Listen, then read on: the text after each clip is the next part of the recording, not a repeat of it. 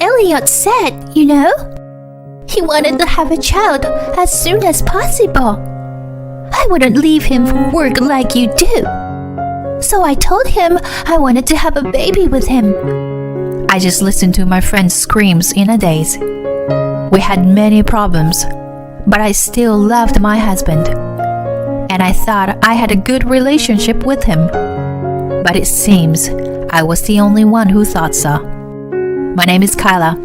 I am 30 years old. I am a system engineer by profession. A year ago, I got married to Elliot.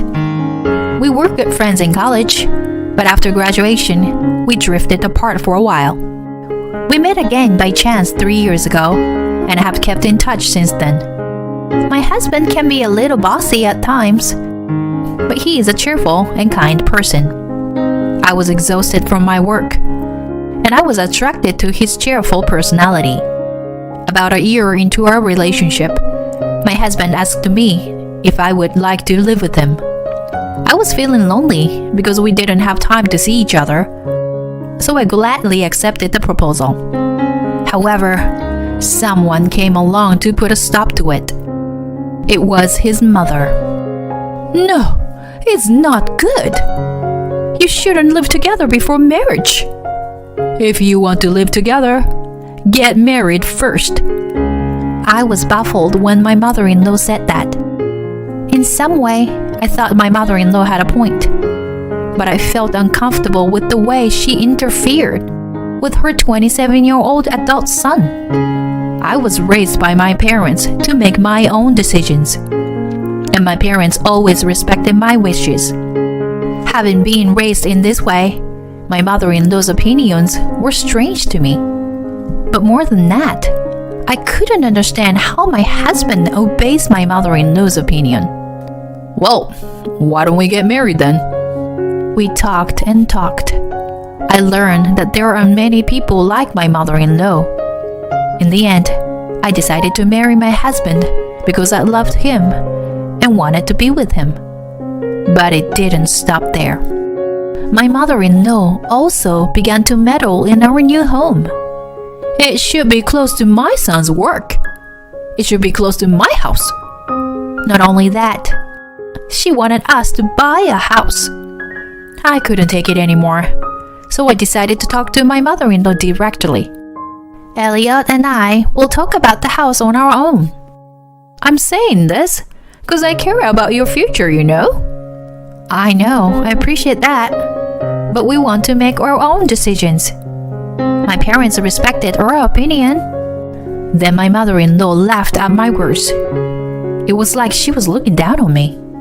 I'm sorry to say this, but I think the reason your parents didn't interfere is that they don't care about you enough, don't they?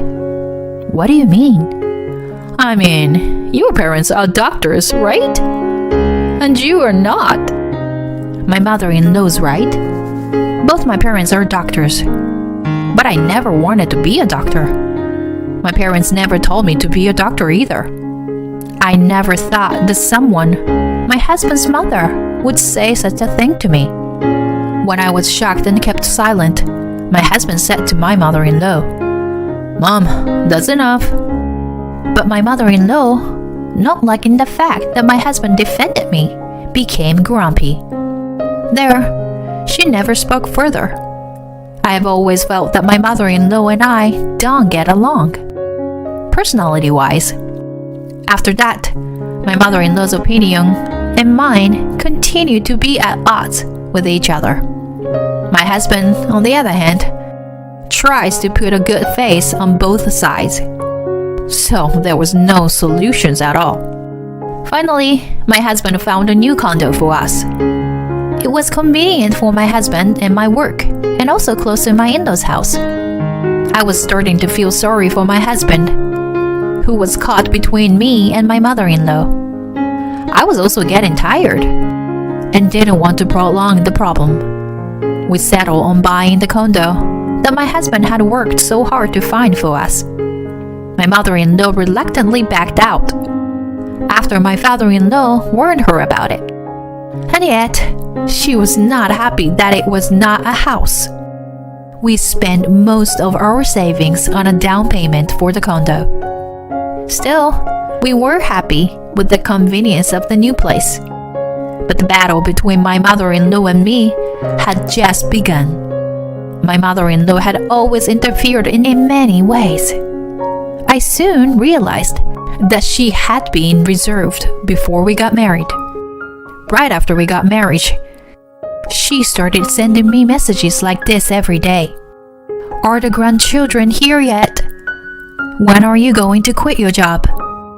The emotional strain was so bad that I talked to my husband about it. I don't think mom means any harm. That's what my husband told me. I realized that my husband was unreliable when it came to my mother-in-law. I told my mother-in-law that we would decide what to do about the children on our own. And I told her I wasn't going to quit my job. Then she cried to my husband. I'm trying to do what's best for her, but she won't listen to me at all. Kyla must have hated me from the beginning. She's paranoid. My husband doesn't fully believe my mother-in-law, but Mom is a sensitive person, so please be a little more gentle with her. That's what my husband said. I realized that he doesn't know his own mother at all. I mean, how could she be so sensitive if she was so determined to push her opinions through? I was so fed up that I decided not to have anything to do with my mother-in-law. Whenever she said something to me, I would say, please ask my husband. But I didn't think I could live with this forever. Then, my boss told me about an overseas assignment. I definitely wanted to go, and I begged my husband to let me go abroad. He was reluctant at first, but I didn't give up trying to persuade him. Honey, I will try to build a better relationship with your mother when I came back. I finally convinced him, even though it was only for a year, and I was so happy with the opportunity.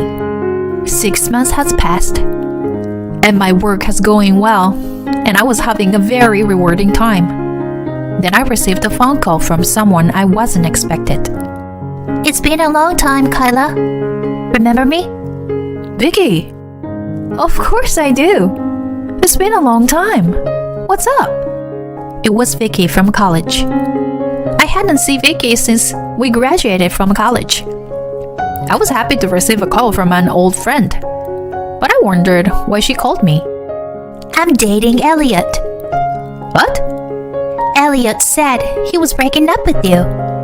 So, Kyla, if he says he wants a divorce, please don't be stubborn and divorce him. Vicky said something really shocking. What? Wait a minute. What do you mean you're dating Elliot? Does it mean you're having an affair? No, it's not just an affair.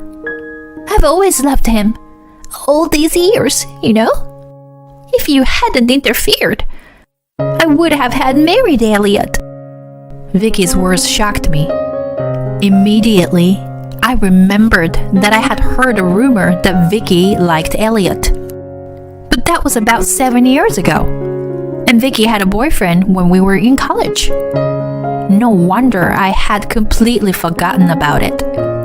Vicky was so upset that she began to speak in a rumbling manner, that she had been in love with my husband since we were in college. But he had a girlfriend, so she gave up and got a boyfriend of her own. And when she heard that Elliot had broken up with the girlfriend, she knew she wanted to be in a relationship with him this time. And before she knew, he was dating me and got married. I've always loved him. But now that you two are married, I thought I would finally have to give up this time. Then I heard that you left Elliot and went overseas. I just couldn't stand there and do nothing. I remember Vicky being rather innocent and quiet, so I was overwhelmed by her unexpected side. Vicky seemed to approach my husband as soon as she found out that I was assigned abroad. According to Vicky's story, My husband at first didn't take her seriously, but as a result of her intense approach, he started an affair with her. I'll pay you alimony, so you have to leave Elliot. Wait a minute. I'm still confused. This is too much to take in. I need time to sort things out, okay? Vicky was still saying something, but I hung up the phone. I got the impression from the phone call that Vicky was very attached to my husband. If I believe Vicky's story, she and my husband are having an affair. However, I felt it was dangerous to believe Vicky's stories only without hearing anything from my husband. In the meantime, I will contact my husband when I have a chance to make up my mind. I thought so, but I underestimated Vicky's love for him. Then Vicky sent me that audio data. When I listened to it, I found that my husband was saying he wanted to divorce me and remarry Vicky. I also received other evidence of the affair, such as compromising photos of the two. Vicky and my husband seemed to be very close to each other, literally. There were also files of the conversations among them, including my mother-in-law. My mother-in-law had always been opposed to my going abroad. Naturally, she wanted me to divorce Elliot and Vicky to remarry him. Their conversation was full of bad things about me. Hearing that, I knew I had no choice but to divorce my husband. But to get a divorce, I had to come back home for the formalities. But I was pretty occupied with work and couldn't take the time off. Just when I was in trouble, I received a call from my husband. I answered the call nervously. Hey, it's me, Carla. I filed for divorce. What? And I will take the house. You can stay there and work. Even if you come back, you won't have a home anymore. Okay? I was speechless at this unexpected turn of events. What do you mean you filed for divorce? Isn't that too absurd? My husband's words took me by surprise at first. But at the same time, I was feeling a sense of joy.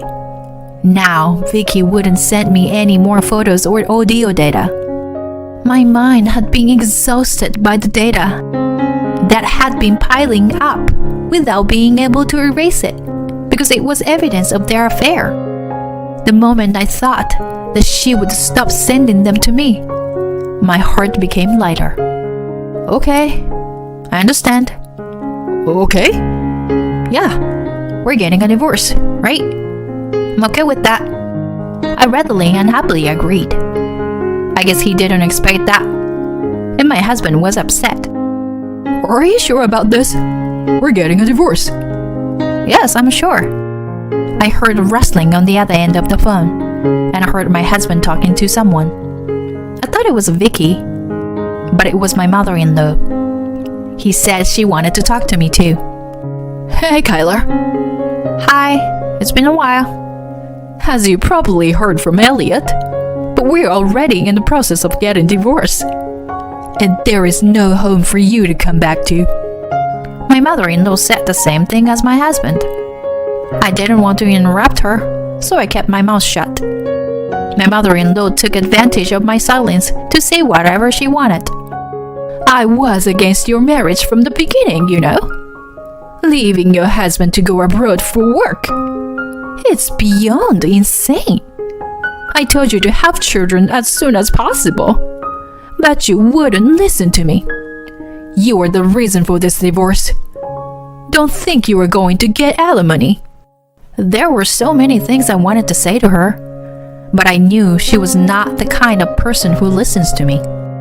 I was feeling like I was going crazy even just listening to her. Then I realized something. I'm divorced from my husband, which means that the person I'm talking to is a stranger to me. I don't have to care about her, and I don't have to listen to her. I've had enough of her over-involvement in my life, but I had to put up with it because she was my husband's mother. Now that we're strangers, I don't have to put up with anything anymore. Sorry, but can I go now? I beg your pardon? My mother-in-law voiced her displeasure at my interruption. I'm busy. I'll get off the phone now. You, wait a minute. No, I gotta go. I don't think I'll ever speak to you again. I wish you well. Ciao. My mother-in-law was still saying something, but I didn't care and hung up. I was so exhilarated. I loved my husband, but I knew I couldn't continue to be married to him. I felt refreshed. But the story didn't end there. After 3 months passed, my ex-husband started calling me over and over again like crazy. At first, I ignored the calls. But then I decided that if he was calling this often, then something terrible must have happened. I decided to answer the phone. Kyla, thank God. What is it? You've been calling a lot. I need you. For a moment, I didn't understand what my ex-husband was saying. All I understood was that I shouldn't answer the phone. We can't start over. It's not too late. What do you mean, it's not too late? You didn't file for divorce? I did. Why don't we just get married again? I tried not to laugh. Come to think of it, my ex-husband doesn't know that I know about his infidelity. Married again? You married Vicky, didn't you? What? How did you know? Vicky sent me a picture of the two of you holding the marriage certificate. Don't tell me you and Vicky are divorced already. What? No, not yet. They're not divorced yet. Well, I guess that should be true. 'Cause Vicky was so obsessed with you. I don't think she would agree to divorce you so easily after all. Well, but all you have to do is file for divorce, right? I'm telling you, it's not a good idea. Then what am I supposed to do? Why don't you just be happy with Vicky? She seems to be good with your mom. Above all, she loves you very much, doesn't she? I had a lot of bad things to say about my cheated ex-husband, but I didn't want anything to do with him anymore. I don't want to be with her anymore. That's impossible. Vicky deceived on me. Deceived? What do you mean? I asked my ex-husband in doubt. He thought he could get a lot of money by marrying Vicky. I had a pretty good idea about the money. Vicky showed me the amount of money she was saving to be with me. But as soon as we got married, she said she didn't have it because she used it to marry me. Yeah, that's alimony for me. For Elliot. Didn't understand what that meant, so I kindly explained to him what it meant. You see, Vicky has prepared a large alimony payment for me. What? Why is that so? So that I wouldn't say, give Elliot back. I don't understand. I mean, that's how much she loves you. I'm so glad she loves you that much. Yes. The truth was, Vicky told me from the first time she contacted me that she would pay me alimony if I would divorce him. I didn't believe her words, but Vicky contacted me again when she found out about our divorce and wanted to pay me alimony. I gave her my bank account info, and she paid me $60,000. I was so surprised that I contacted Vicky, and she told me, "Take the money, but you have to stay away from Elliot forever." I contacted her several times after that, but her answer was always the same. I was at a loss, so I asked a friend for advice. If she says she'll give it to you, why don't you just take it? Also, you haven't even divided the property, have you? That was right. So I decided to take it. I am sure if I asked for a share of the property and alimony for the affair, it would have amounted to quite a lot of money. But $60,000 from her was still too much. It would be best not to tell my ex-husband about it. That's not right. Give me back my money. It's not your money. It's Vicky's money. If she wants it back, I'll pay back what she paid more than the market price. Really? You will? Then Vicky's voice came from behind my ex-husband. Elliot?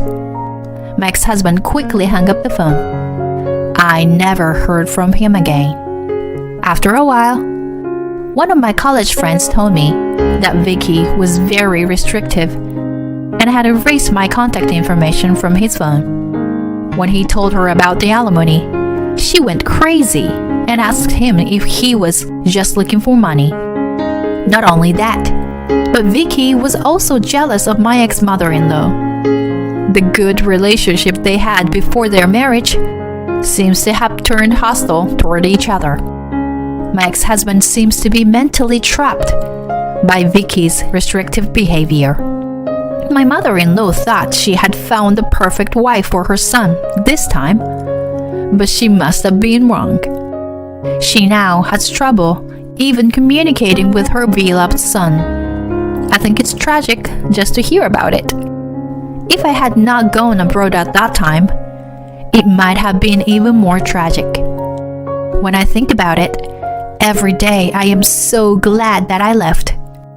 I recently have been offered to extend my overseas assignment from 1 year to 3 years. Of course, I immediately agreed. I am now living a rewarding life dedicated to my work. Thank you for watching till the end. Please subscribe to our channel if you like. See you in the next video.